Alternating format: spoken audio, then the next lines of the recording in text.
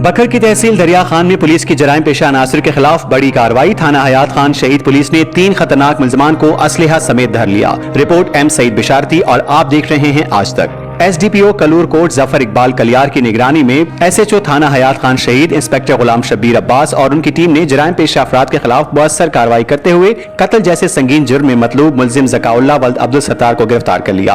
Police जराये के मुताबिक गिरफ्तार मुलजिम से वारदात में इस्तेमाल होने वाला पिस्टल 30 बोर भी बरामद कर लिया गया। इसी दौरान असलहे की नुमाइश करने वाले मुलजिम जहीर वल्द मोहम्मद वजीर को भी नुमाइशी असलहा 12 बोर रिपीटर समेत गिरफ्तार किया गया। दूसरी जानिब दौरान चेकिंग मुलजिम समीउल्लाह से भी पिस्टल 30 बोर बरामद कर लिया गया। पुलिस ने तीनों गिरफ्तार मुलजमान के खिलाफ अलग अलग मुकदमा दर्ज करके मजीद कानूनी कार्रवाई का आगाज कर दिया है। तर्जुमान बकर पुलिस के मुताबिक जिले में जराइम का खात्मा और कानून शिकन अनासर को अंजाम तक पहुंचाना जिले पुलिस की अव्वलीन तरजीह है। मजीद खबरों और न्यूज अपडेट्स के लिए देखते रहिए आज तक, खबर सच के साथ।